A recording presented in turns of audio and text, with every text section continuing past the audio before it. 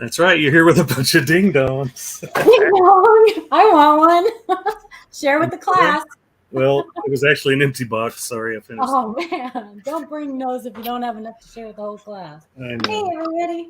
Happy Tuesday. Hey, guys. Happy Monday. Happy Monday. Happy Monday. Happy Wednesday. We I don't know normally what day it is. Monday. I've lost it. Hi, everybody.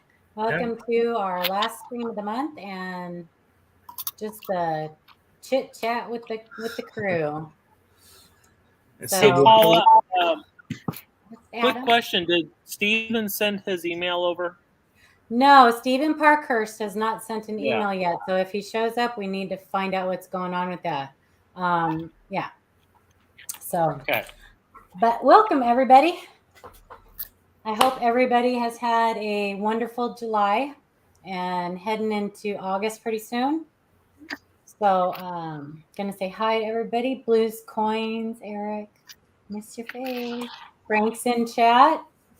I'll be here for you.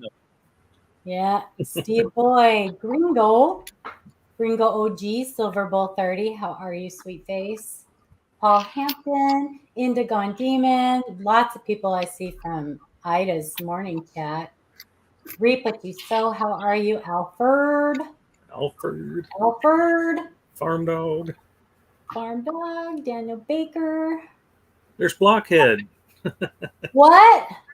I thought Adam was on the panel. Oh, Blockhead. Not nice. Blockhead. Oh my gosh, hi. I have not seen you around in forever. I don't know, maybe you've been hanging out. I just haven't seen you, but thanks for being here. So good to see you. There's Dirty Water. How's it going? Ron Wilson, how are you? My Secret Santa. John Shank. Eunice, Scott Holiday. Hello, everybody. Yes. Share this out, you guys, if you haven't, please. Make sure you hit that thumbs up and make sure you're subscribed if you aren't already. It really helps us out.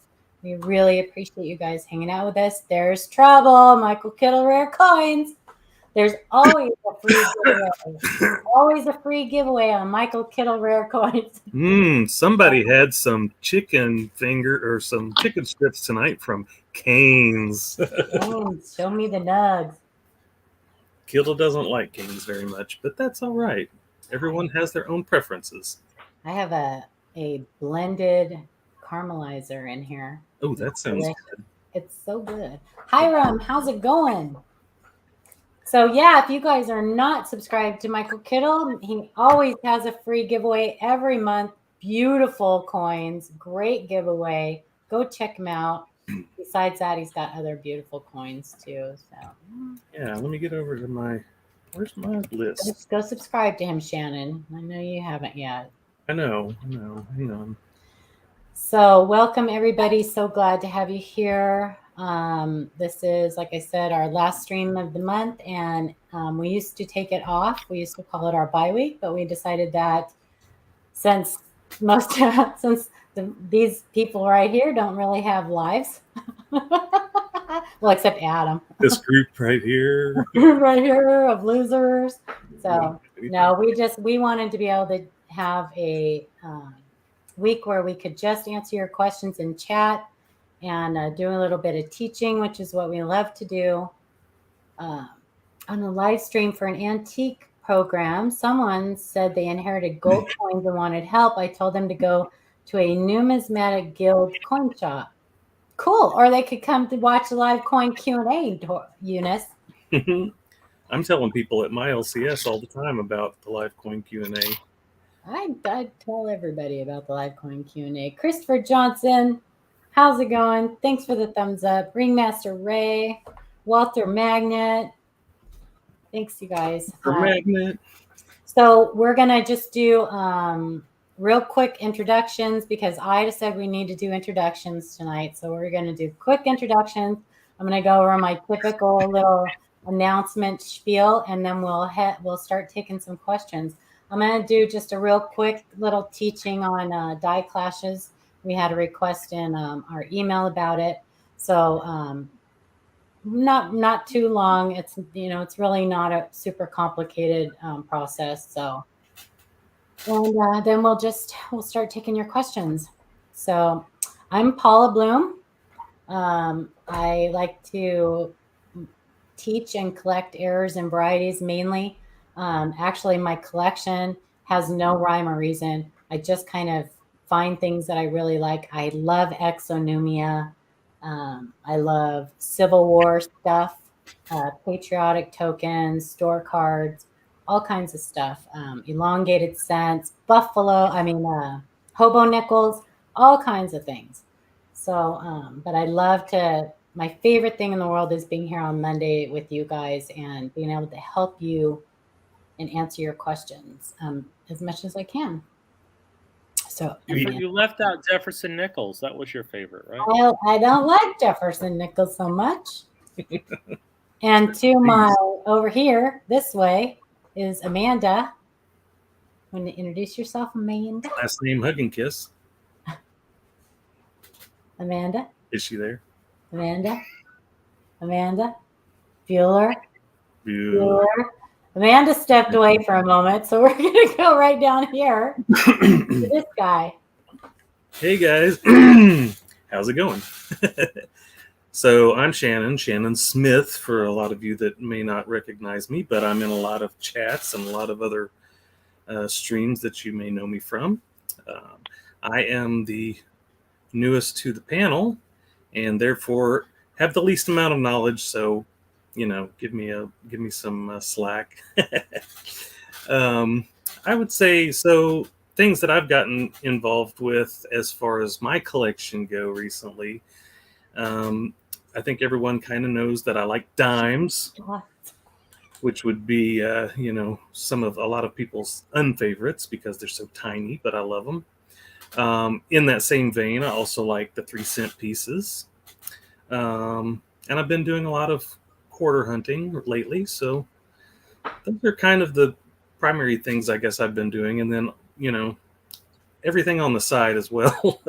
If it comes in and it's cool, I keep it, So collect what you like. Enjoy collecting. That's, I guess, all I know. And this guy. Coins and Ghouls, or Adam. Some people, that's my first name, but collecting. I've been collecting for probably over 12, 13 years. I got started when I was metal detecting in my backyard and found a mercury dime, and I was just fascinated by it. So I started collecting Morgan dollars and got into the VAMs quite a bit. And then I started doing Leakin cents, and now I'm on Franklin's and cherry picking. I love varieties. And so I'm shopping shows and shopping eBay, and I do a lot of stuff on GreatCollections and selling of my own on eBay. So kind of do a little bit of everything. So I enjoy it. You can learn a lot just by developing knowledge about grading and about the process of the mint process and varieties, and just pick kind of a niche and then kind of go there, and that's kind of the best way to do it, really. So why do you have? Adam does Shannon. Adam does our Toner Tuesdays every Tuesday too. I do. Yeah. And they are doing well. People seem to really be liking those. So. Yep. And I actually, I was telling Paula that I ran into the guy that we had met at the Grove show. He was at the St. Charles coin show this weekend. And, young kid. Yeah. There's a lot of young people get into the hobby, which is great. And it was not. I was at the St. Charles show this weekend, and it was busy. Met a lot of people. Chuck Daughtry. I've known him for a while now, and I finally just got to meet him in person, which is kind of cool. Nice. And Farm Dog, of course, he was there, and so One thing, it was kind of funny that Paula was saying Bueller. So there was a guy that lost his checkbook at the show, and so the guy got on the announcer and he goes, uh, "Somebody lost their checkbook," and I think the guy's name was like Howard Bueller, and so everybody started going Bueller. It was funny. It was pretty funny. So why do you have ghouls in your name? Because he likes ghosts. I know people want to know that. I'm also a paranormal investigator. So he's a Ghostbuster. I bet a lot of you did not know that, and that is Who are you pretty gonna call? cool. He's a Ghostbuster. So yeah. My two favorite hobbies put into one. See? That's right. Because he thought he met Abe Lincoln. True story. The mint stopped hand punching mint marks in 1989 was the last date. So, yeah. So anyway, I'm going to show a couple slides, go over some announcements. Look at that. I starred that comment. Did you see that? Hey. Anyway, let's add this to the stream. I'm hoping this will work because I don't think it's going to work. No, it's not going to work. Amanda left and took the slides with her. Okay. She took the slides with her. I don't think, did she accidentally lose service or something? Or I think she lost service. Yeah, let me see if I can pull up these slides real quick. Talk amongst yourselves. Your daughter's here. Oh, there's my daughter. Oh, is that Amanda? Amanda's here. Yay. There she is. Just in the nick of time. Just in the nick of time. Got to bring the slides back when she can. Amanda, you want to introduce yourself real quick? Yeah. Hello, Amanda. She's coming. I mean, there's not really much to introduce about myself. Well, just say hi. Hi. Amanda does most of our behind the scenes stuff, all our slides, things like that, creates our thumbnails, does all kinds of work. She's not much of a chatter. She doesn't chat much, but should we get her to chime in here and there? But don't let her fool you. She knows her stuff. So, all right. I'm going to pull up these slides now before she leaves again. So we always encourage everybody to join the ANA, the American Numismatic Association. That is our national coin club. If you collect coins at all, you should be a member. M4A2 Master, a little support. Thank you very much. Thank you, M4. My ring, M4 gave me my ring. Any support helps. Thank you. Every little bit helps. Absolutely. Thank you. Some of your ANA membership perks, submission privileges for the NGC, but that is not automatic just because you have an ANA membership. You have to submit an application to NGC. Upon approval, they'll assign you an NGC number.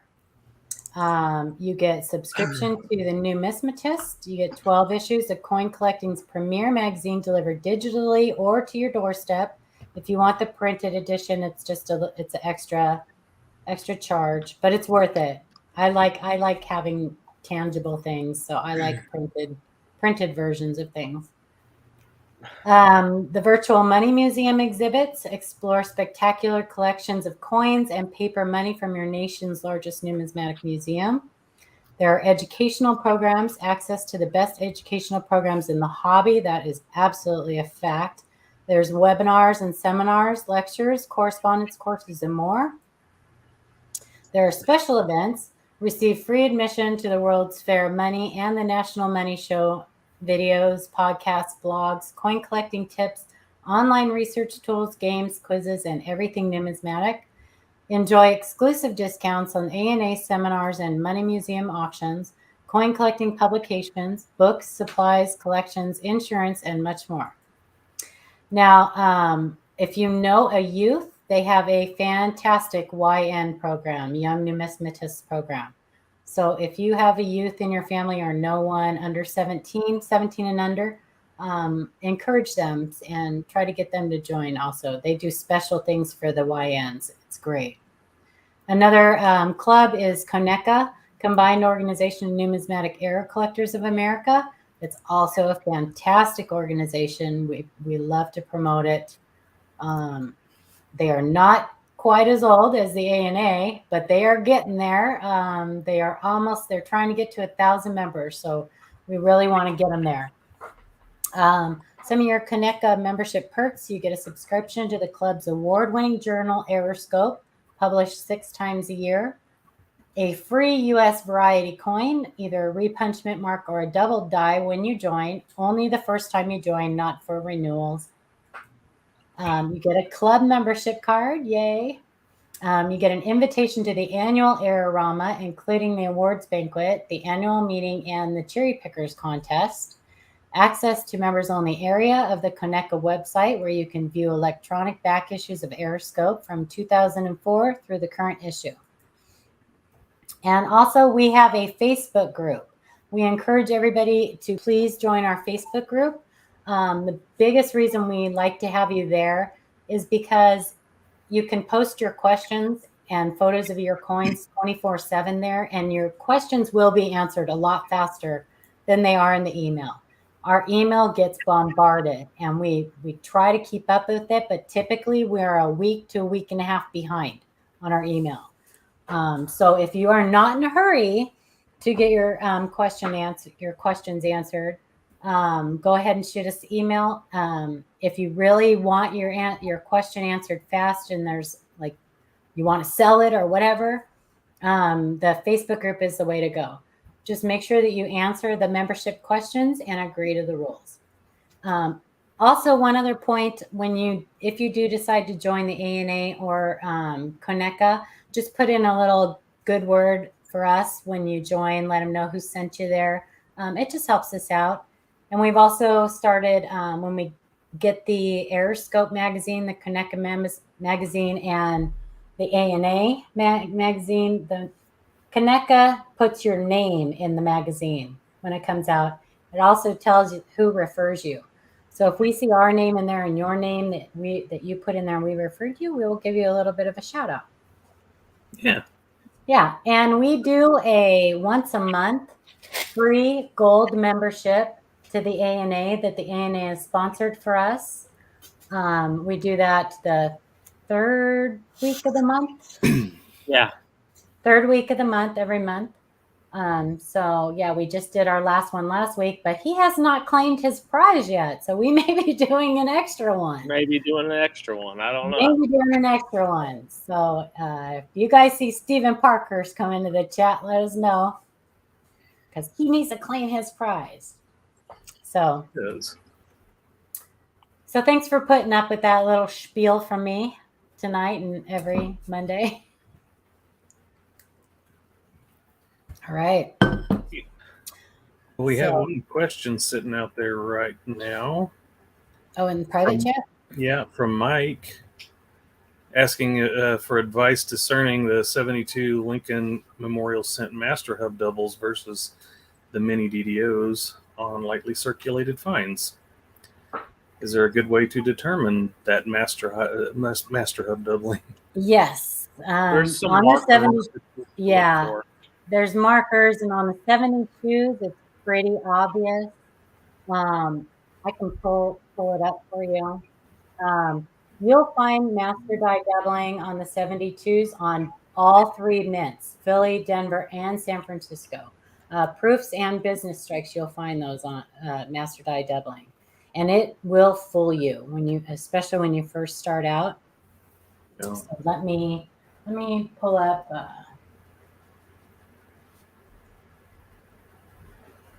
Let me see if I can pull up an example for you guys. There we go.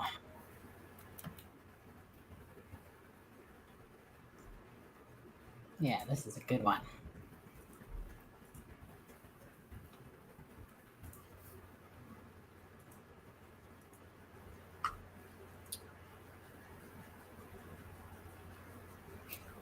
Okay, let me See if I can zoom in on this a little bit. So here, this is LincolnCentForum.com. I'm going to copy and paste this in the chat for you guys.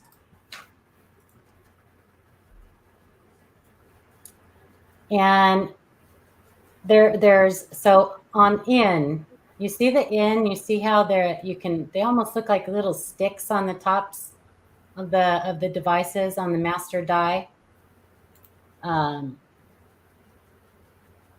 That's one place you can look. I like to look at the U here. And I also like to look at the B in Liberty. The B is a huge tell right there. So the green arrows are where the Yeah. The master hub doubling is. Yes, the green arrows are where the master die doubling is. Yeah, so you can tell. So that B really looks off, huh? Yeah, the B really looks off. And the in too. I mean, in is really obvious when you see it. Yeah, the B is really messed up. And all of them have this on the 2 down here on the inside of the on the inside of the loop of the 2. They all have that, and it's crazy. But now this is technically a doubled die. This is not a hub doubled die. This is way up in the chain. We've talked about that before. Let me take this off. So we've talked about that before, where you have the initial step where the master hub is created. And then from the master hub, that makes the master die. Now, up there is where this master die doubling happens.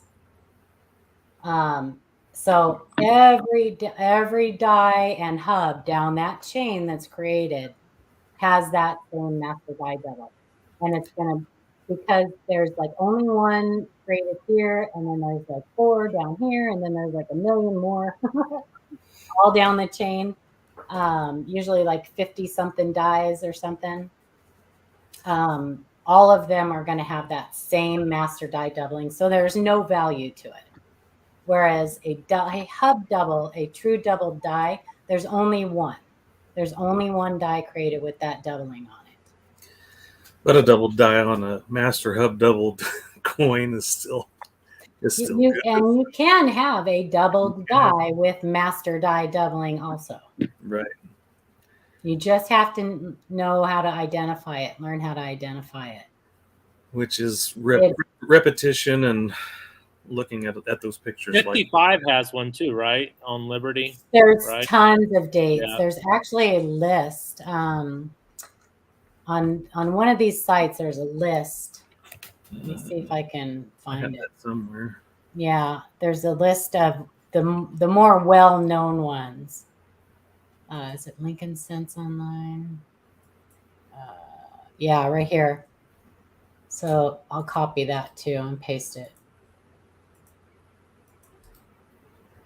Here's another resource for you guys, and it has a master die doubling list for Lincoln Sense. I mean, it's not just Lincoln Sense. It's on all denominations. Yeah, it's on all denominations. Shay could tell you probably every single one of the years that Kennedy's have it on. So yeah, there's those stinking. Jefferson Nichols, numerous. It's horrible. Like, oh my God, like 40. I think it's at 44. I think, yeah, 1944. Yeah. That's one of them. Did that help, Mike? Did that make sense? If not, if at any time you guys were answering your questions and we're not making sense, like if we don't understand your question right, or you need it, our answer expanded more, let us know. How do I answer the question? How do I answer the question at the Facebook site? When you click to join, there'll be membership questions. And I think there's 3 questions, and they're not pass or fail. unless you tell us that the only reason you're in there is to find out what the value of your coin is, then you may not be accepted, because we don't want people in there that's the only reason they're there. We want people who want to learn about stuff. So more than just like, It's what a is process. this? If you Yeah. learn how to do grading and all that, you can know the value of your coin. Exactly. That's what Not we want. jumping from one step, you got to do all the work. Yeah, it's not that we don't want you guys to know the value of your coins. We do. We want to teach you how to find that out. So no Fall Guys, Gringo. We're not playing Fall Guys. Michael Kittle, if you need to. I'm trying to know. I'm saying. Papa Giorgio, hello. I love brownies. Yes, I do. I do like brownies. And I do like bacon. And I eat brownies with bacon. So wait, did you answer Mark's question about how do I answer the questions at the Facebook site? Yeah. Okay. Yeah, just when you click, they should pop up when you click join. They should pop up. Right, brownies, right, Frank? Well, I don't necessarily I want some brownies. Where are they at? I don't like those kind of brownies. They don't like me either. So, but I don't begrudge anybody else from eating those kind of brownies. And I do kind of I'll eat any brownie. I don't care what kind of brownie it is. I enjoy sitting back and watching people eat those kind of brownies and just like pointing and laughing. That's fun. That's always fun. So M4A2 asked, what's the most common denomination to find a double die in? Oh man, good question. I mean, if you look at like some of the recent quarters that have the class 9 200, those class 9 double dies. The Lincoln Cents have a lot of class 9s too, DDRs. 2009. Look how many you have for that. It's just, yeah. There's a ton of tough. I'm sure somebody's done the numbers, but I'm not. I'm sure it's Lincoln Cents because it makes more sense that it would be in Lincoln Cents because there's more of them as far as years and things like that, and there's more varieties. So yeah, there's Spiked Head Die Crack. He said the 1963 eyelid, that's another bunch of doubling there. Eyelids. Yeah. Yeah. Numerous double ears also, that's another one that's common, especially on Lincoln Cents. Double eyelid. Yeah, there's a ton. Yeah. All the DDRs too. You got a ton of double die reverses too that are just numerous. Oh, it's Team Cent. That's right, Gringo. Team Cent. It's getting ridiculous. I love them. I got rolls and rolls of them. It's like, yeah, they're all over the place. That's nice, John Shank. Okay, good. He said his computer is getting redone. As soon as he gets it back, he'll be posting some pics of his errors and looking for answers. It's going to be a doozy. What, the answers or the coin? Your answers might be a doozy too. That's true. Just so you guys know, we are really, really good and we are well versed in telling you your coins are damaged and breaking hearts. We are really good at that, like shattering dreams. As looking at it from the perspective of a new collector, I found that we kind of look hardest on the coins that are the most beat up and worn out and stuff, because you just try to find something so hard, and there's all kinds of things on a coin that's been scraped across the pavement or been sitting in the dirt for a long time. So you just have to really kind of step back from from that a little bit, and and let's face it, there's so much bad information out there, so many junk YouTube videos, and I'm just going to say it, there are a lot of crap YouTube channels and videos out there. I don't know that the channels are crap, but the people have really bad information, and they if you just are starting out, holy crap! Thank you very much, Silver Stacking and Training. Thank you. Mine's a little Love you delayed. It too. just told me he gave us $80. Wow. Thank you so much. Thank you so Wow, much. that is That awesome. was amazing, and I totally lost track. Anyway, no, I didn't, because I was talking about the crap videos on YouTube. We are here to fight against that. There is more bad information than good out there. We really want to change that, and that's why we work so hard to teach you guys so that you can pass on the good information and the accurate information that you guys get. But when you're first starting out, you can type something in, into a YouTube search, and there will be 100 videos out about that coin.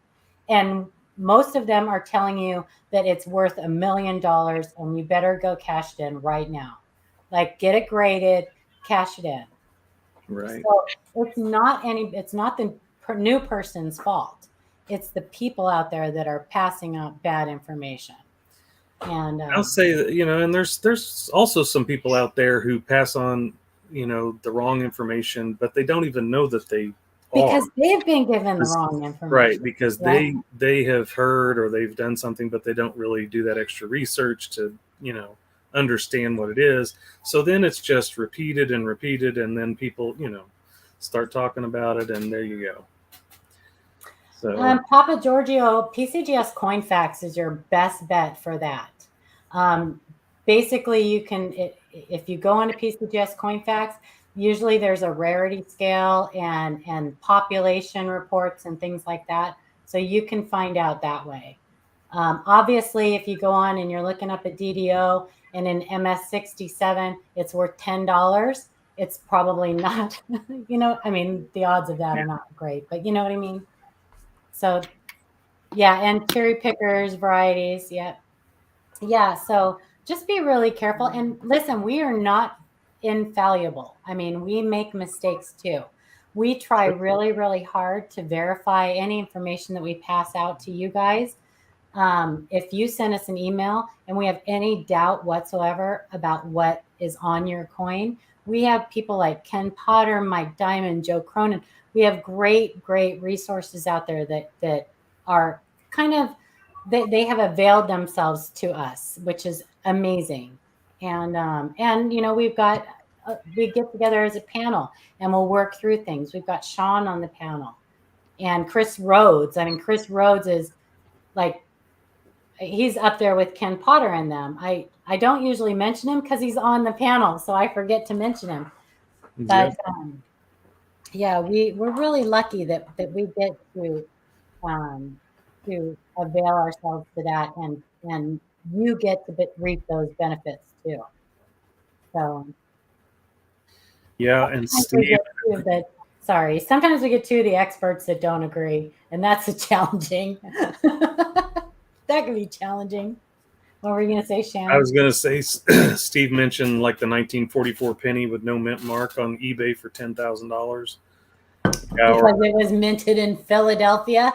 Yeah, or all those. You can find them everywhere, but don't ever impulse buy. Do your research.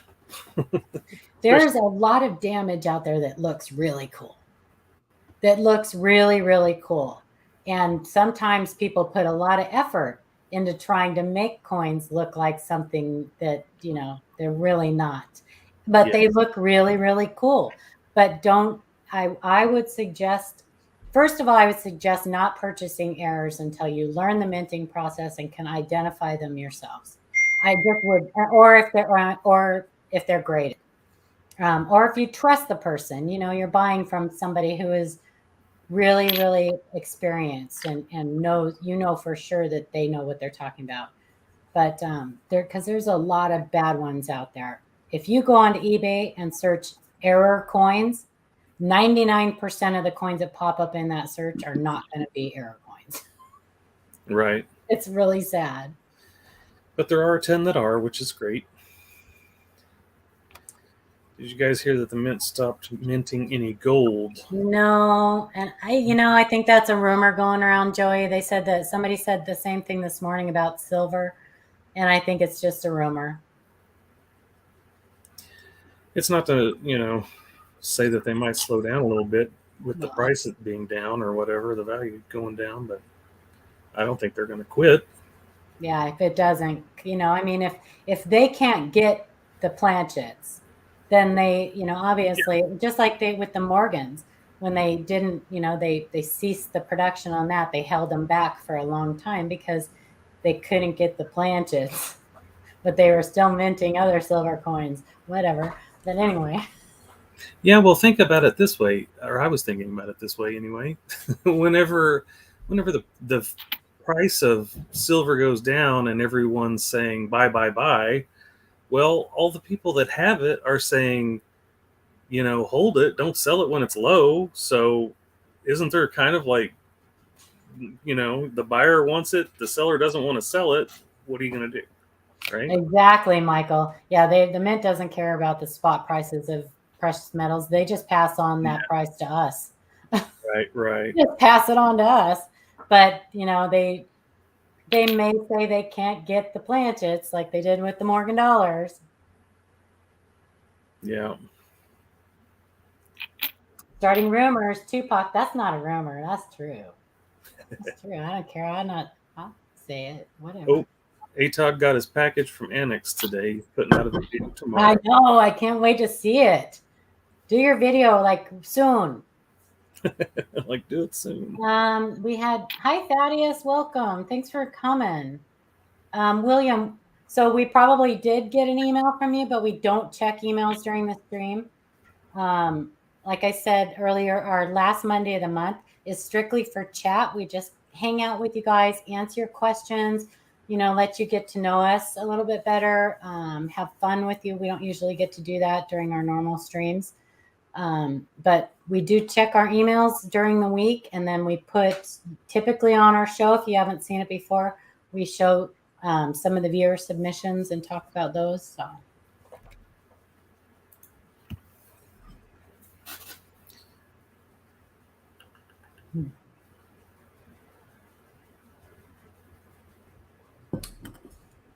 Well, don't let him lowball you, Steve.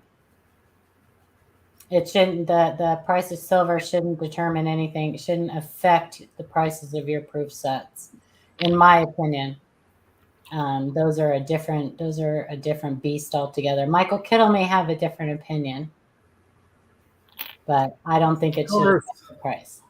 Darth Silver Sith, welcome. Because that's not really something people are buying to stack. Silver proof sets and things like that. Most silver numismatic coins are not really things people buy just for silver value, melt value. So Michael Thornhill says, got a box of quarters from the bank, Loomis type rolls, looking for W's, found a blank planchet, silver within copper middle, smooth and shiny. Should I get it checked? Well, if it's a clad planchet, and probably no reason to get it checked. You could probably weigh it, and if it, you can tell by the weight whether or not it would be a silver planchet or a. Well, if it's got copper in the middle, it's not. It's clad. Yeah. If you can see the copper, then it should be clad. But you can send us pictures. It could, it might be a type 1. It might be a blank. Those are worth a little bit more than planchets. Blanks are before they go through the upsetting mill and get a proto rim. And those are worth a little bit more than planchets. But send us pictures and weigh it. Yeah, like Shannon said, that's the best thing to do for sure. It's very cool to find one. Right? I found one Lincoln zinc once. And all of the coin roll hunting I've done, I found one zinc coin. I've never found one, I don't think, yet. It's like finding a clip planchet or a clipped clip coin or something, Oh, there Mark Reeves asked the question. You do a lot of dimes. I don't do dimes. Have y'all found any of the 2022 P Rosies with the die chip on the lip like the 2022? Mark, yeah, since the beginning of the the Roosevelt series, they've pretty much had the same kind of issues, usually around the mouth area, around the eyebrow, some on the cheek as well, and there's even in the hair and everywhere else on the front of that coin that get die chips. So it's not uncommon. Like these quarters with this new design, I think it just puts a different stress point on the dies possibly, and right around that mouth area is where it's getting a die chip. But the Roosevelt has been the same forever, and it's had the same stress points all the way through. So you probably are going to find some, definitely. No rim one, but it is really just a blank and not a planchet. Yes, Paul Hampton. Yeah. So in the very beginning of the process of the making of the minting of the coin, the little discs are punched out by a blanking die, and those are called blanks. And then they go through an upsetting mill, and it's a wheel that has rotating, like a dual wheel, and the blanks go through that, and it rolls them, and they're actually a little bit bigger when they're blanks. And then that upsetting mill puts like a little lip up on the coin, and that serves two purposes. That helps it stay in the collar, and it helps the metal also and to form the rim. So, but yeah, and you'll also know that if you found a blank, another way you'll know is that it won't fit in one of your little slots in your books. It'll be too big for those slots in your books, because it hasn't gone through the upsetting process yet. So right. And those are, they type 1 and type 2. A lot of people call them blank planchets. That's technically not correct. So it's type 1 is a blank and a type 2 is a planchet. Joey said Diggin' Dave had a live stream. In 2 boxes, he found over 90 silver coins, mostly 90%. Whoa. Nice. That's crazy. It's kind of been hit and miss. I've been watching the people get when they get $50. It's really been hit or miss. Yeah, some people have been guessing that, with the higher prices of everything, that there may be people just turning in their stuff, they're to maybe use it, use it as money or whatever. So that could be part of it. Yeah, let's see. Dad Learning Coins said he was watching a channel do a $50 hunt and found a blank planchet, and they sent it to him, which is cool. Nice. $50 blanks, and like Eisenhower planchets are crazy. Eisenhower planchets are crazy. The higher the denomination you get, the more valuable they are. But Eisenhower and Silver Ike planchets are, I'll never own one. Never. Yeah, bigger ones are more popular. Yeah. Let's see. Sean! There's Sean. Sean is not joining us tonight, you guys, because he's got some family stuff, but he can't stay away. He loves us. And for those of you that came to watch us open our quarter rolls, we're not going to do that tonight because Sean's not with us. So we're going to do that sometime this week. And they're sitting here staring at me. It's killing me, Sean. So, yeah, we'll have to talk about that. Yeah. So real quick, Christopher Johnson said, can Amanda do a rendering of a die clash with a Lincoln cent and a nickel? And Christopher, if you go to Mad Die Clashes, the website that shows all of the die clashes, I believe a lot of the regular coins, like the Lincoln cent and the nickel, the quarter, the Washington quarter, those all have overlays, shown on there, so you can go, But not a Lincoln with a nickel. not only. No, I think he meant a die clash. Oh, you're saying an overlay of a Is that what he said? Lincoln on a nickel. I don't think that would happen. Yeah, the odds of that, Christopher, are like 0. Just because of the way that the presses are set up,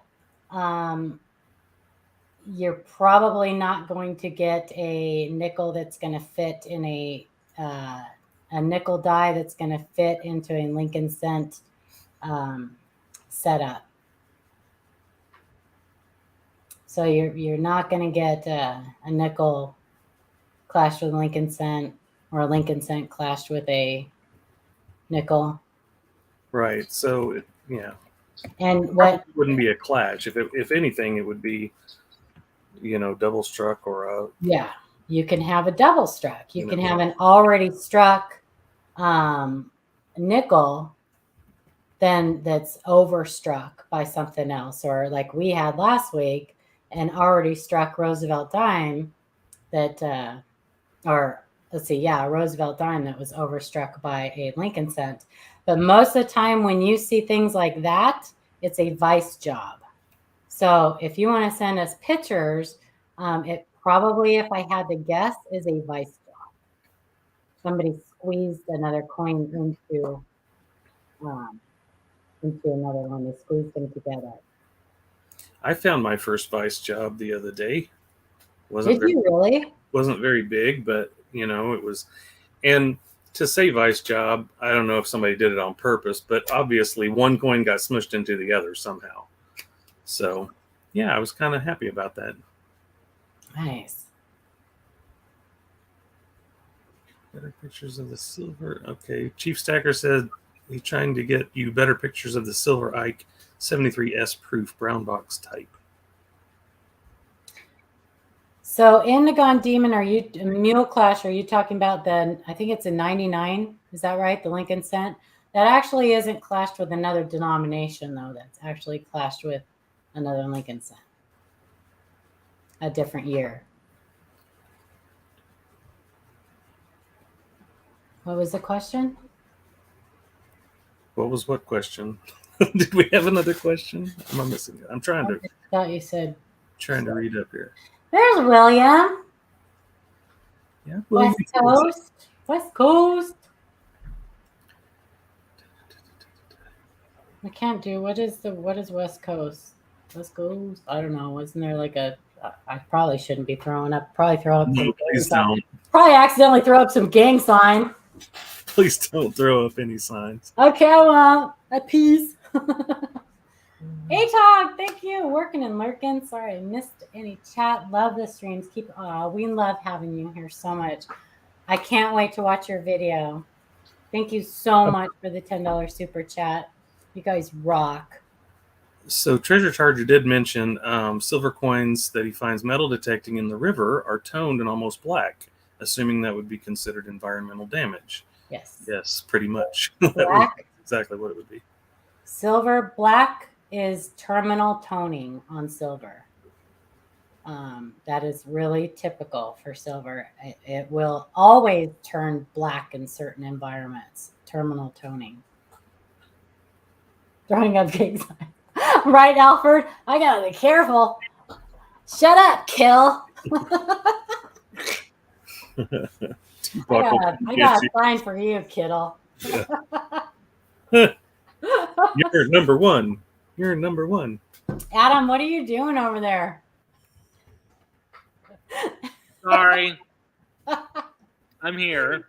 Adam's like, I'm just going to show up and then turn everything off and do my work. Joey says, just dip them.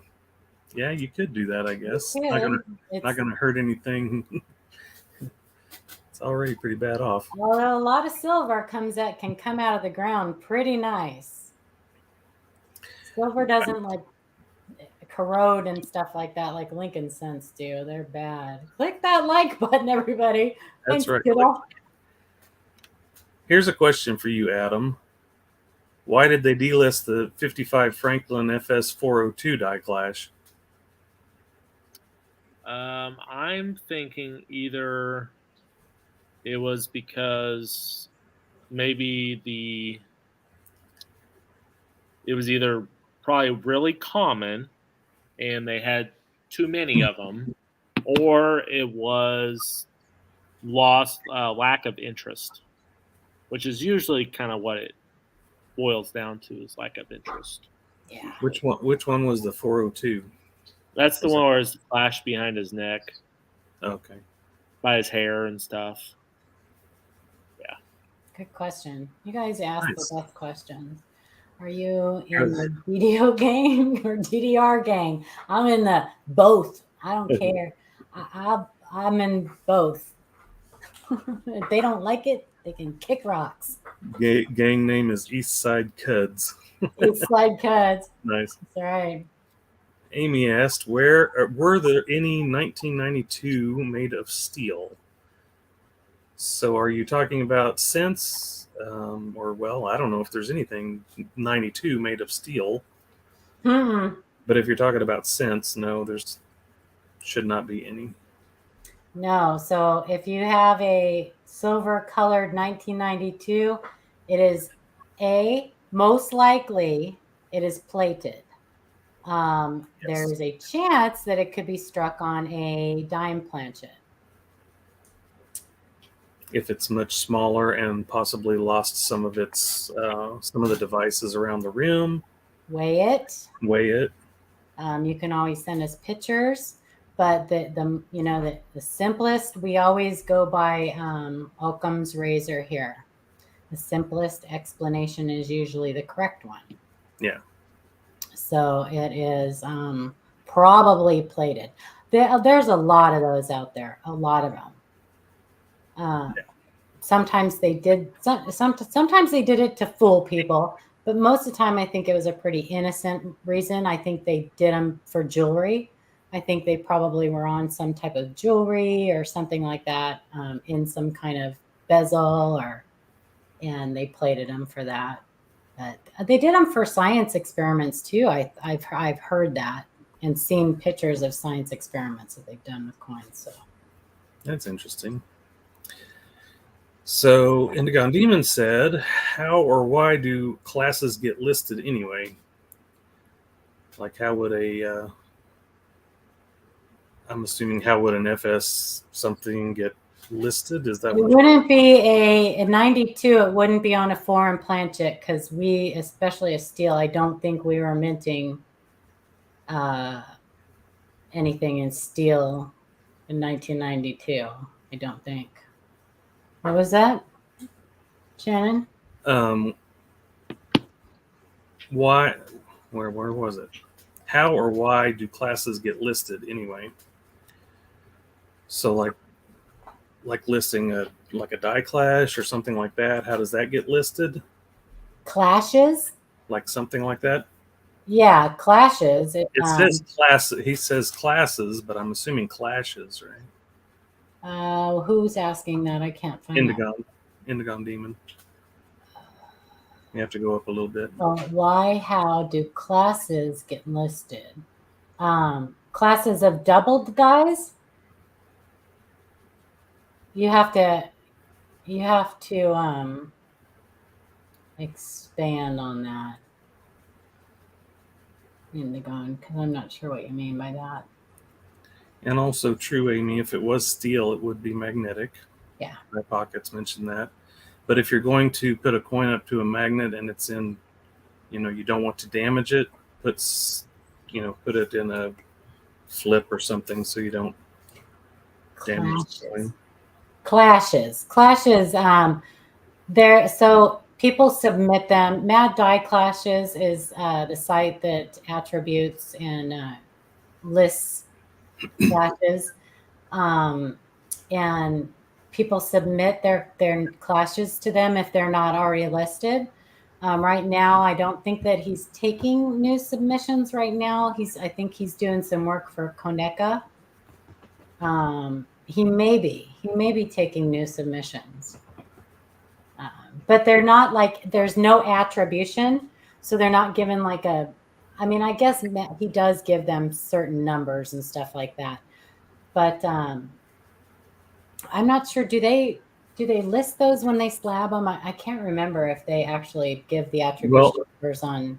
They do. You can send it to Annex, and they Annex do it. Okay. Yeah, because you send a copy just like you would do with the a letter. coin, copy of the letter, and set, discovery coin or whatever that they send you back. So Annex will do it. Yeah, I know Annex will do just about anything. Yeah. Thank goodness. No, we're not showing any coins tonight, Janet. The last Monday of the month is just questions from chat. If there is a specific question that you have, though, we'll be happy to answer it for sure. That's what we're here for. So we're just going to hang out with you guys for like an hour and a half and chat with you and take your questions and hopefully be able to answer you. So it's kind of, it's kind of getting into that question if you want to discuss about the clashes, how clashes are made, but also Indigo and Demons saying, so the Bugs Bunny clashes are clashes and PCGS annotates them, which is yes, they do, because those are also Cherry Pickers Guide varieties. So those are varieties. If you're talking about how do they get, into like classification where they're going to be put on a slab or something like that, I think it comes with, first of all, popularity, right? Because we talk about coins that have, certain amount of doubling or something like that, but they're not listed in the Cherry Pickers Guide, but maybe they should be. And I think as popularity grows, we see those, put into that book, and then, so clashes being the same kind of thing. I think if it's big enough and it's, or if it's just widely collected, like that Bugs Bunny, it became one of those things. Yeah. Yep. Where, just people loved it, started collecting them. I think that's how it kind of got its way in there. Hi, Nancy. Hi, Tupac. Welcome home.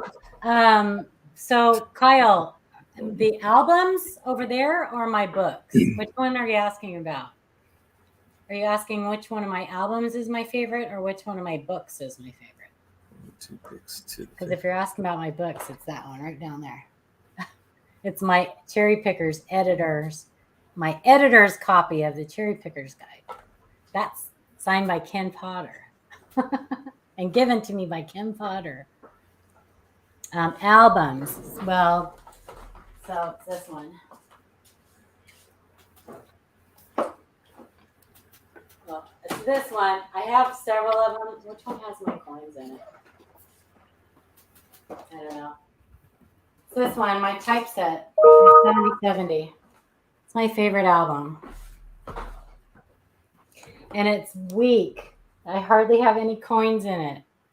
I have a classic kit, a drape bust, coronet braided hair, flying eagle, Indian, 1909 Lincoln, 2 cent, 3 cent, 3 cent silver, 3 cent nickel, cap bust, half dime, Liberty seated half dime, Liberty seated with arrows, shield cent, buffalo, 1913 type 1, 1913 type 2.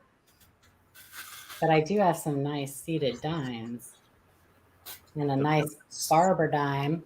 Anyway, yeah, so these are my favorite. I have a cap bust half. I have some commemoratives, and it's a work in progress. I'll never, ever, ever get this thing filled because I'm never going to get, I'll never get it filled. Let's just say I'm never, ever going to get it filled. And I probably will be working on it, just upgrading constantly. So thanks for asking, though. I like showing my stuff off. We might be caught up. Okay. Was there extra things that you wanted to talk about for Clash Dice? Because you said you had some. Oh yeah. So can you do me? Are you in the email? Me? Yeah. Yes. Can you think I put it in my folder. Can you see if I put that question in my folder? I just want to remember who sent it. Yes, hang on one second. I love my coining around. William and Nancy and Tupac and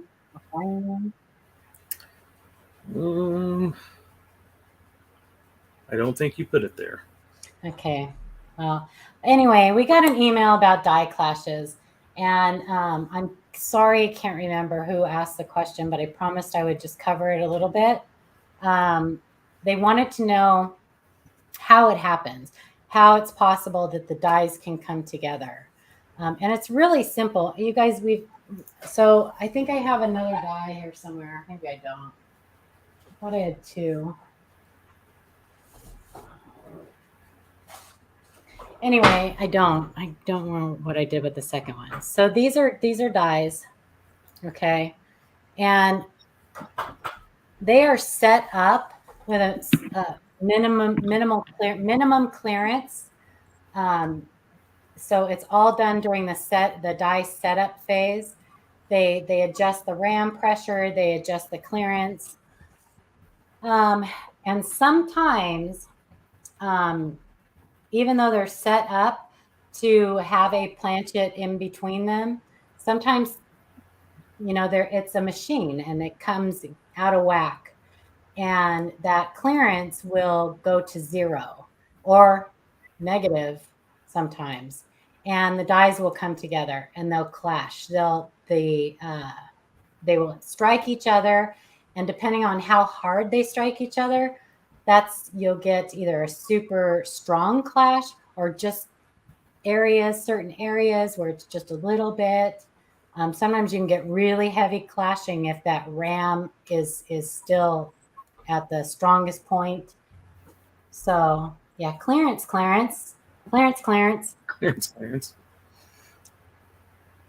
So I hope that makes sense. Things go wrong, things happen. With the new horizontal Schuler presses, they don't really have much adjustment that they do. So you do see die clashes, but they're not as common as they used to be in their old coins. Like some of the 3-cent nickels that we love so much. I'm so glad you guys are here. Thanks for coming, Nancy and William, and Tupac, and Frank, you switched your. Okay, Frank, you're confusing me now. Clarence. I know that's Frank. I'm going to make him as a moderator. It's confusing me. Coining around is in blue. So here's a good question for you. Justin Hughes is talking about there's an Asian woman billionaire in Texas that bought a lot of silver bullion and silver coins recently. What do you think it might do with the silver prices? Or what? Of what? What do you think it might happen to the silver prices? Oh, that guy that bought all those things? I guess, yeah. Talking about? Yeah. Is that going to affect 900,000? I don't know. I'll tell you what I always say. Silver is going to go up and it's going to go down. It's going to go up. It's going to go down. Buy when it's down, sell when it's up. That's all I know what to say. Well, let's see. And if you see a silver coin that you like, buy it. Right, and hang on to it. Yeah. Collect it. Yep. Billionaires don't buy silver, they buy gold. Well, apparently Michael Kittle, this guy bought like 900,000. But it could be a rumor. And silver prices will go up or down for sure. They will. They'll go up and then they'll go down. Kittle made a really good point the other night in his stream when he said that if he was if he knew that this was the best time to buy or sell silver, he probably would be too rich to be making a video telling somebody about it. Right? Yeah. When you know, you don't Whatever. make Don't let him fool you. He's lying. He would totally still be on YouTube. He would be on YouTube. He'd just be like, telling everybody where to go. True.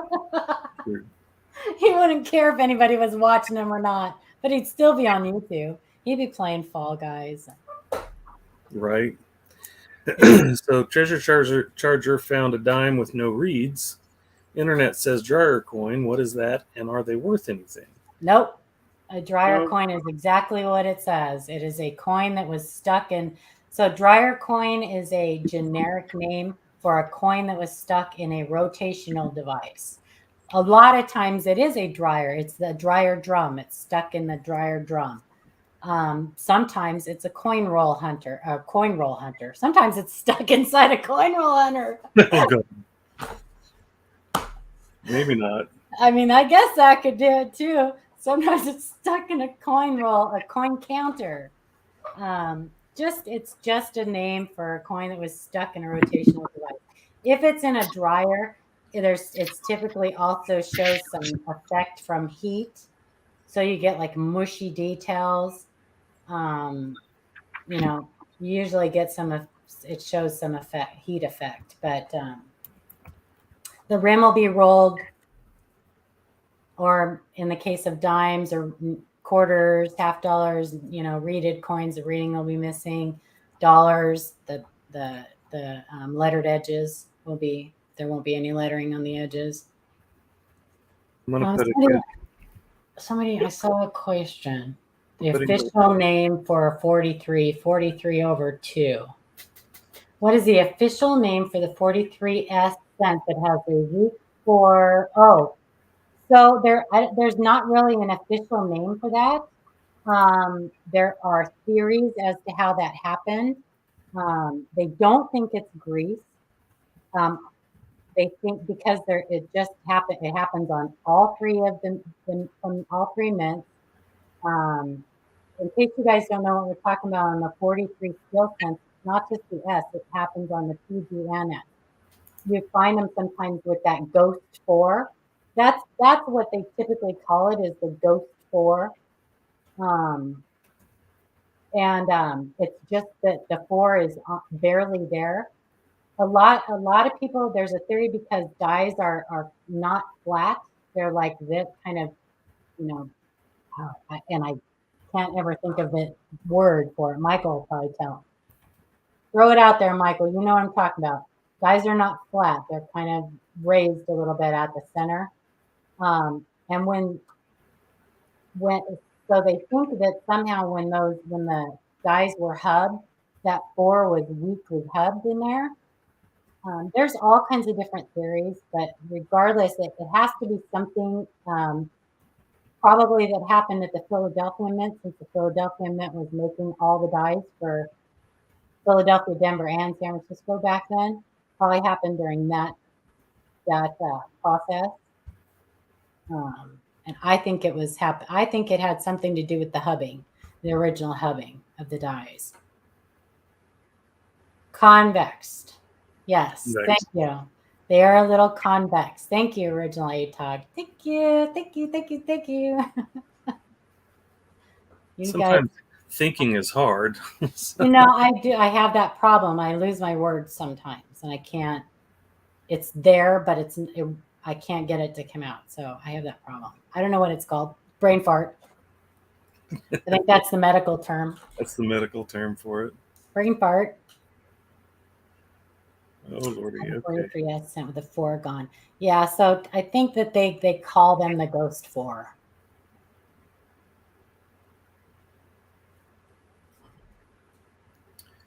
Let's see. Oh, it's almost gone. I'm sad now. I'm going to have to eat a Starburst. Tip of the tongue phenomenon. That's what it's called, Frank. Tip of the tongue.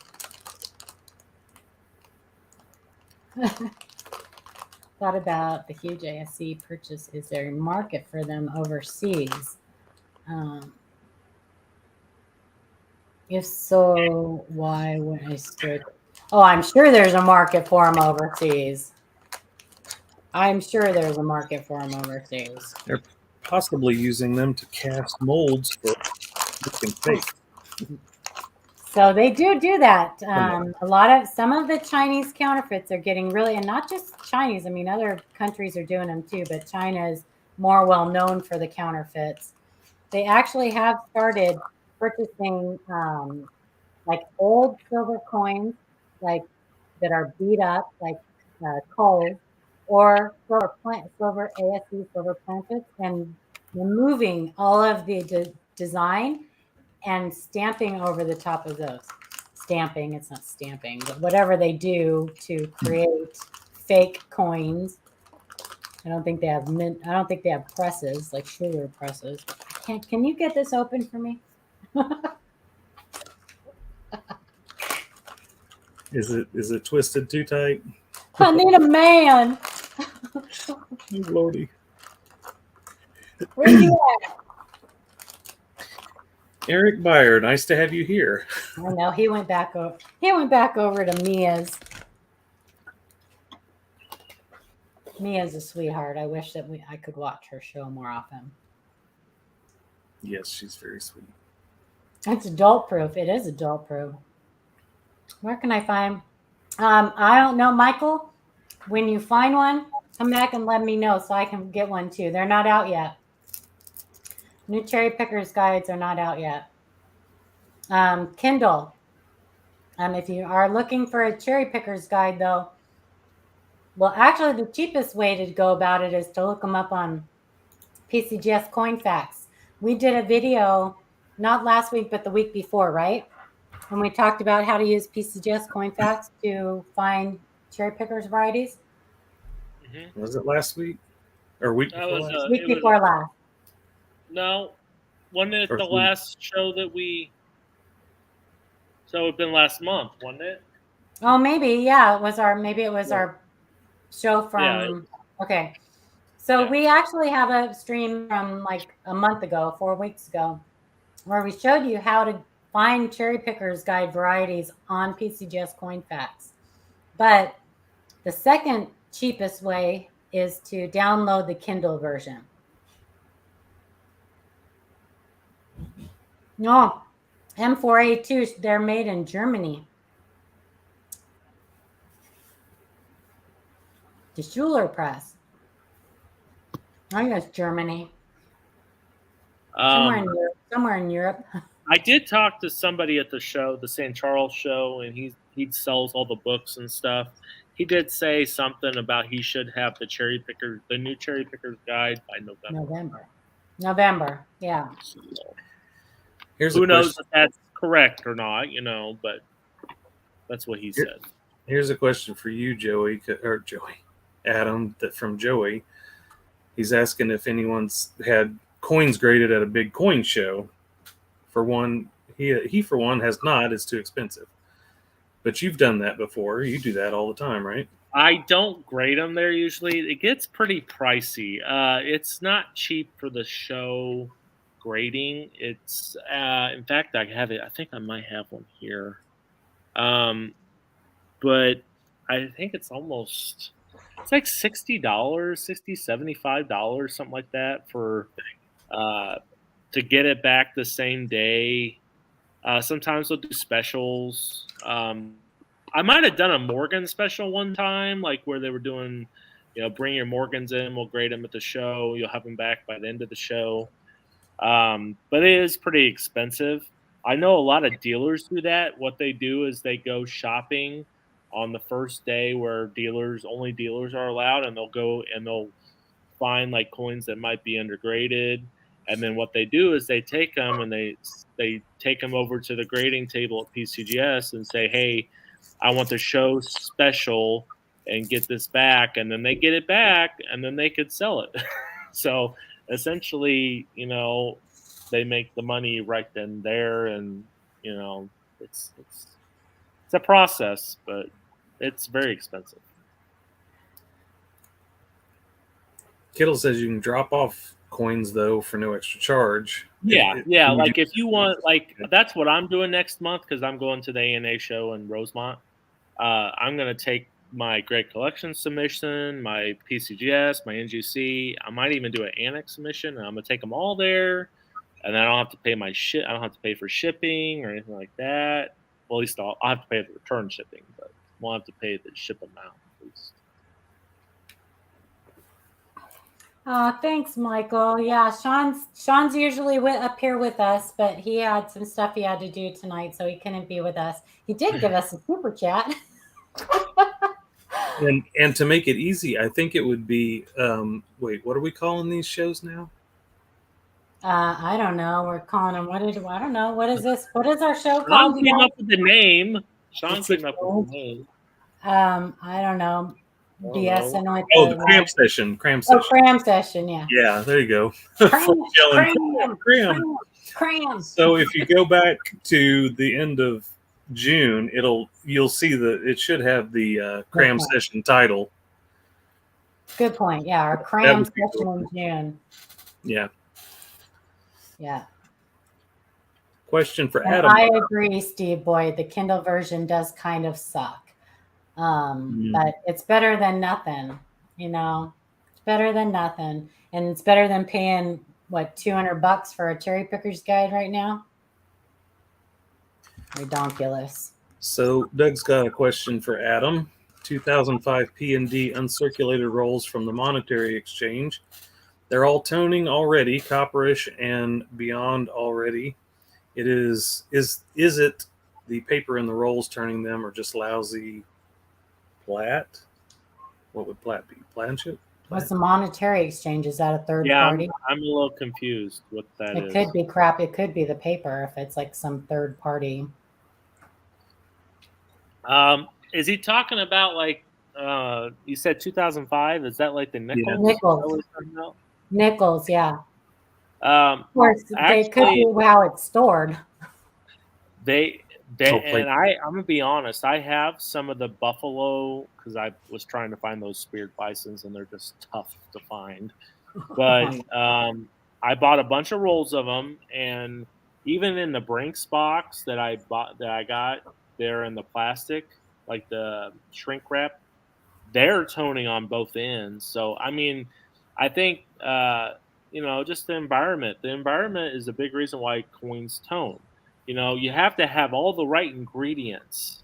You have to have humidity. You have to have sometimes the surface of the coin is always important because there's that micro layer that reacts to sulfur, to that's why the mint bags always toned your Morgans, because the sulfur in the bag, in the fabric, or what do they call it, the bag, caused these coins to tone over time, sitting in these bank vaults. And that's why you get these gorgeous, sometimes textile toned. Roll toning is completely different, but a lot of that's caused by the paper, could be caused by the environment that the roll is stored in. There's so many factors in toning. Yeah, any coin that's got an alloy that's got copper mixture or manganese, really reactive. Yeah.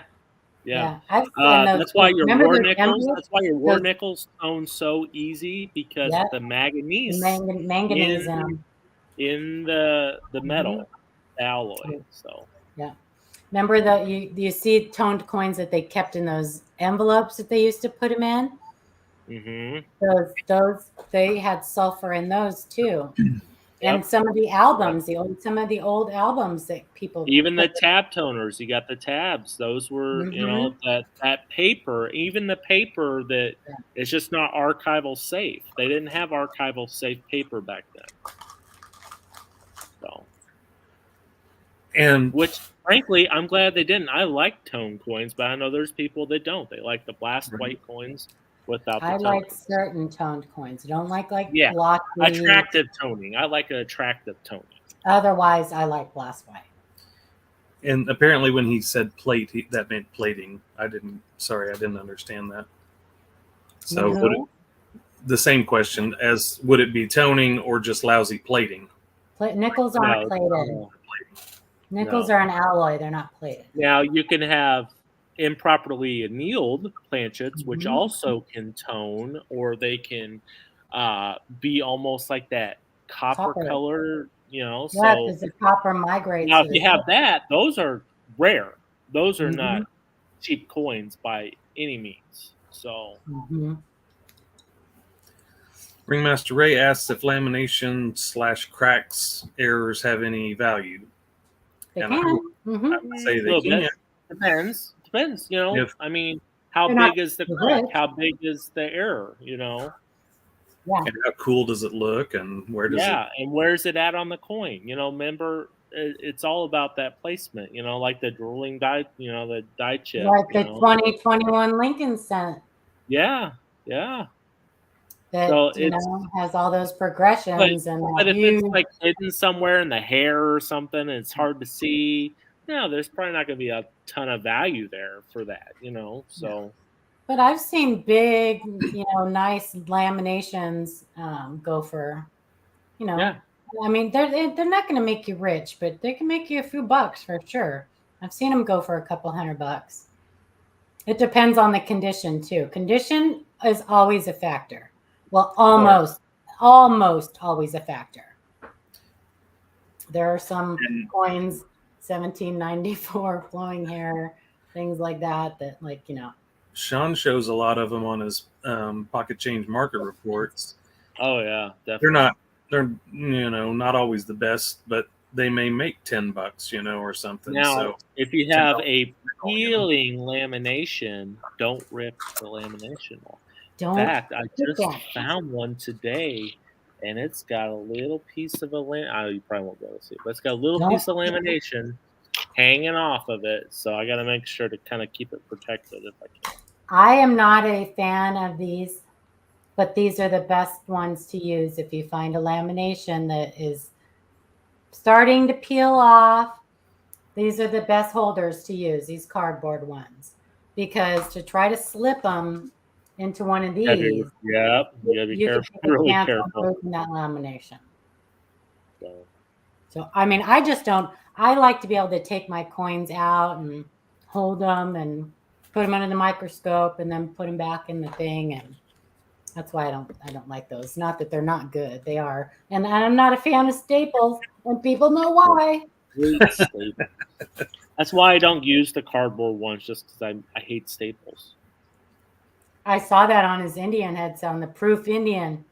But Kittle, that video, is it just me, Gringo, or is that video really dark?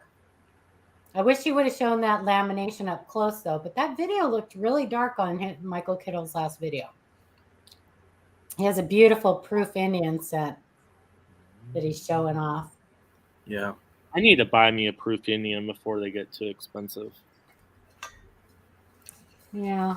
Chris asked, with the war nickels weighing the same as regular nickels, generally that leads you to the drop test. However, why do some other years sound exactly like silver with the drop test? War nickels always have the large mint mark over the Monticello. I think maybe what he's referring to is maybe testing a different year for silver. But I would say that with it's only like 40% silver, right? Or is it something like that? Yeah, it's 40%. It's not like a 90%er where you're going to hear that ting, that high pitched whatever with a drop test. I don't think nickels would be good. But keep an eye out for if you find one that's, let's see, what are the Henning nickels? 44. Henning nickels are heavy, right? Yes, but the most common, which somebody found in the bag recently, where's mine at? I know. Is a 44. I know he did. With the biggest, and I think it's the most commonly found because it has no mint mark. And so, that's going to throw you right there. It's a 44 with no mint mark. It could be it's probably the Henning nickel. Yeah. Oh, If you guys don't know about Henning nickels, Jeff Stanley's Coins and Octane did a great video on Henning nickels. And they He's can be got worth some great nickel content if you guys are interested. Yeah. Black Beauty. Yeah, he knows his nickels. Yeah. Black Beauties, things like that. So for sure, check him out. And I am not a nickel person. I do like buffalo nickels. 64D. Yeah, Frank, 64D is extremely common. That they minted those into the stratosphere. You know what's funny is that so many people think that they're like a thing. I see it all the time. People are like, "Look what I found." Okay, it's not silver. 64. That's probably why, because of the 64 90%. Yeah, so right. No they silver probably in think those. the nickels are too. Right. But keep an eye out for an extremely scarce RPM FS 501 on the 64 Denver nickel. There have not been many of those found, and they are extremely valuable. Just a heads up. Yep. And M4A2 said he's heard of 46 nickels that were struck on more nickel planchets. Yeah, that'd be more believable, but I mean... Yeah, it could happen. I mean, there are transitional, there's 71 Kennedys struck on, planchets from 1970. There's 77s that were struck on planchets from the bicentennials. So, yeah, it can happen. So really, the only way you're going to know that way is to sigma test it, or whatever the. You could tell on the side, couldn't you? No, because it's an alloy. No, it's an alloy. You wouldn't see that. You wouldn't see the copper showing through. No, you would it's know all that. mixed. It's all mixed together. Oh. No. So Papa Giorgio asked how many Henning nickels are there supposed to be out there, and from what I was reading, I mean, they don't really know, but they're assuming 100,000 maybe. Oh, you mean like examples or years? Oh, like how many years? Or I was thinking just how many out there to find. And, they say they estimate around 100,000 or something. I don't know. But apparently, I mean, the guy dumped a ton of them into Katie's meowing. Is Shannon? that yours? Oh, Shannon. Sorry.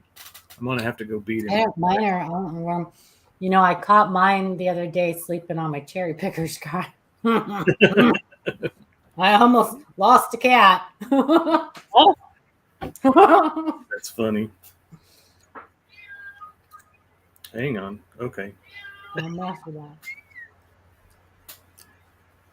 Yeah, and I think there were probably some. Mine not making any noise. I think that there were probably some that were found and destroyed, but kitty. Oh, and Paul asked how many different years. So I don't know the entire list of them, but I think there's like 5 or 6 or 7, somewhere around in there. I think there's like a couple that they think might exist, but I don't know. But they're not sure. Oh, wait. 1, 2, 3, 4. So 39, 44, 46, 47, and 53 are the ones that are the ones that they know of, I guess. So that's 5. 5, yeah. I'll be right back. I will put a link up in the chat for the Henning nickel in case you guys are wondering what the heck are they talking about.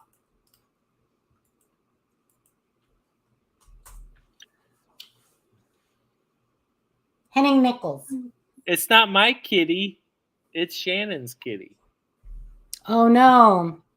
So I guess Jeff's channel is not up anymore. What? Huh. Amanda just said he took his channel down. That's odd. Huh.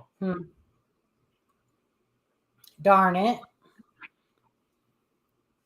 I have to reach out to him. He still kind of messages me. Maybe we should move that book to a higher.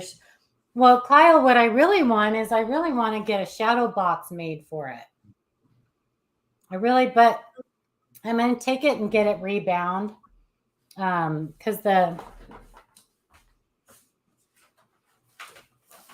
so there's a top page that has totally come off. It's just an ad page. It's like a sample ad page. But I still want it because it's part of the original thing. But a lot of the pages are, because I mean, it's an editor's copy, so they flipped through it a lot. So a lot of them are coming loose. So I need to have it whatever it's called. What do you call it? Rebound? Is that? Yeah, I guess that's probably the closest term for it. Yeah, I know that like a lot of old books, that's what they'll do if they've got damage or whatever. Yeah, Ken said that he's had books done. So I just need to find someone around here that does it. It's called super glue. I ain't super gluing this puppy. Trust me. Nope. But you're right. Hey, Paula, all you need is some of this packing tape and just. No, it's okay. Thanks. Some Elmer's glue. Right. Hey, I think a toothpick would work.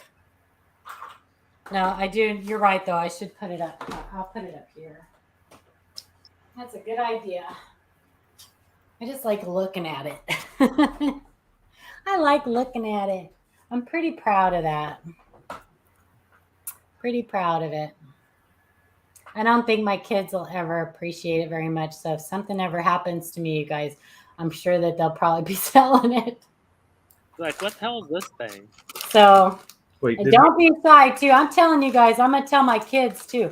Don't be shy. If something ever happens to me, hit my kids up on Facebook. Say, your mom said that we could bid on her stuff. I want my stuff going to people that'll love it. They'll appreciate it. So hit my kids up. I'm going to let them know. If something happens to me, you're going to be getting messages. Give them my address. Don't feel bad. Did we answer Enrique's question? How much do the Hennings weigh, the Henning nickel? I do have a favorite coin. I showed my favorite coin off before. Yeah. It's about 5.5, I think. Like a half. Shannon, didn't you find one? It's like 5.4, 5.5. So it's a little bit heavier than a regular nickel. It's in hair. That's a big book. That's my slab book. 5.4. I mean, I have a lot of them, but actually, a couple of my so-called dollars or my elongateds I love them too. So they're a close second for this one. How much did that book cost you, Paula? They're not that much, but if you have slabbed coins that you love, but I actually have those big binders too that I have full of slabs too. As you can buy the pages, the slab pages. Oh, even better. So I will show you, Gringo, because I love it, and any chance I get to take it out, I'll take it out. Oops, wrong slab. Hey, I'm not sure on what he's. Can you explain a little bit, Doug? Because I'm not quite sure what you're talking about.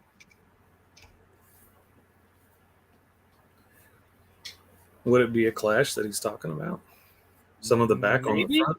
Maybe. That could be what he's talking about. But I'm not really familiar with the Ocean View nickel.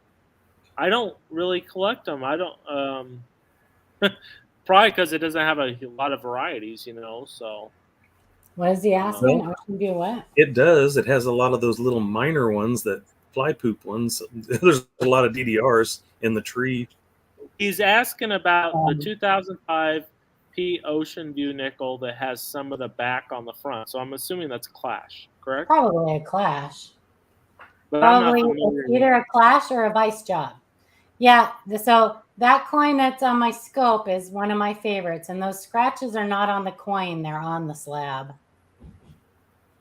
I really wish I had I mean, you can go on to PCGS. There's pictures because there are true view pictures. I think if you want to go, Frank's mad at you my. for showing it that. So here's a number. Hang on. We changed scopes.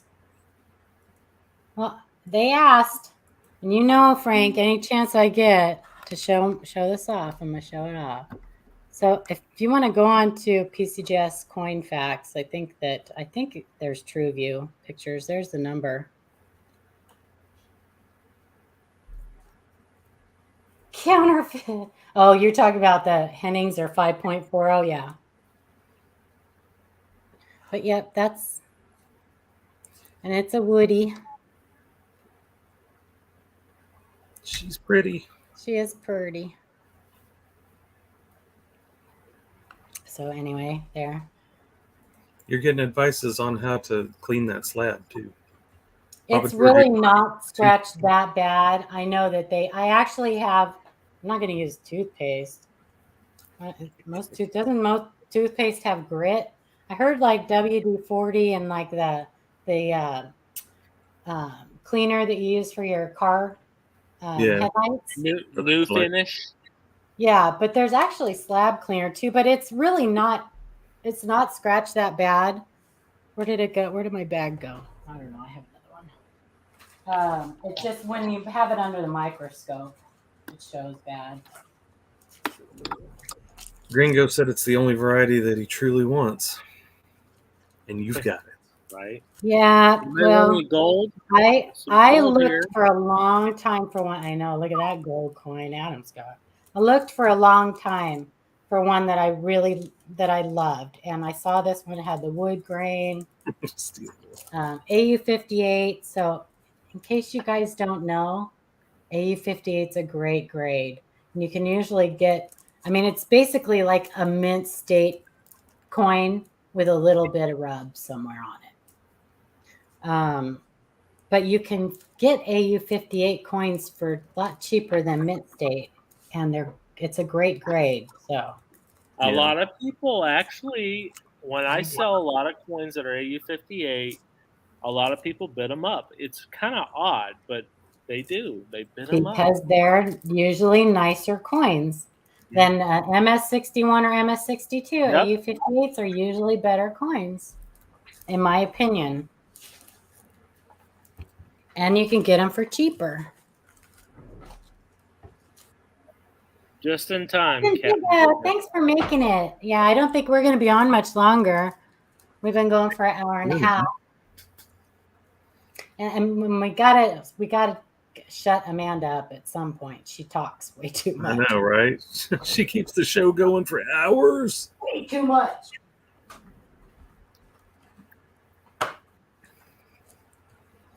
I like my Bashlo restrikes too, though. I really like my Bashlo restrikes. Anyway, I have weird coins that I love. I have a bunch of Dan Carr coins. I love Dan Carr stuff. When I first started, Ken Peavy was one of the first people I watched. And he used to tell everybody, collect what you like. Collect one of everything. Collect one of everything. Collect what you like. So I'm never going to be able to collect one of everything, but I definitely collect what I like. And there's no... sometimes it makes no sense. Really. Sometimes it's plenty of sense. sometimes it's stuff like this.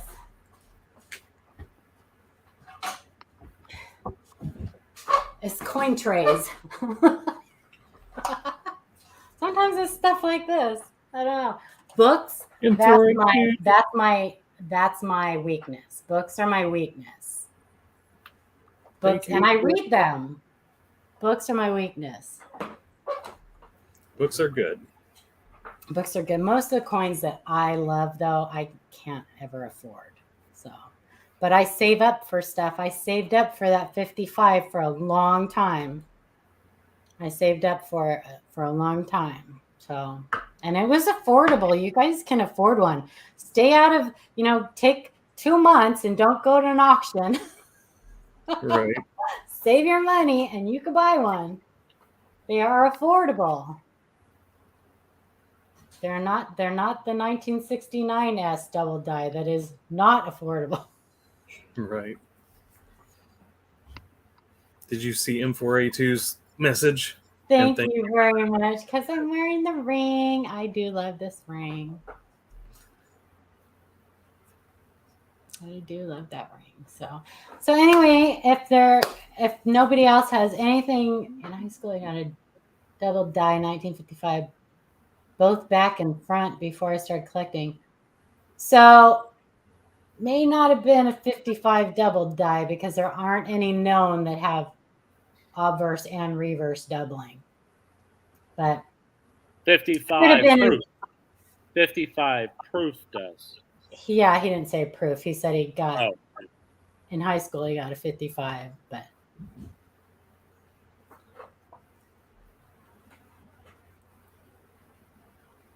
anyway, sorry. I'm trying to read everybody's thing. I'm on permanent kiddo payment plan. I know, right? I need to get on one of those kiddo payment plans, though. I need to find something.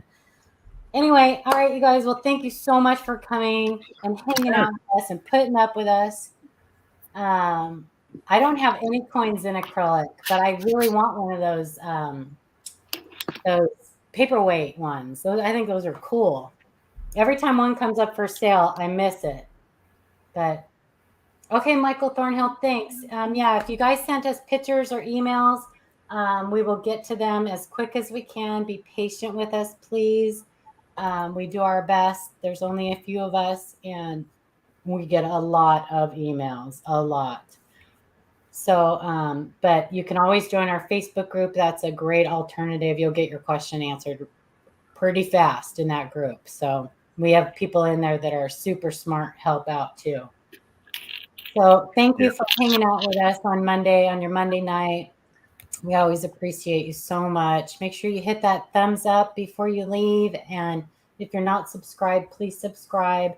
And if you know other people that would like help, we are happy to help them. So spread the word.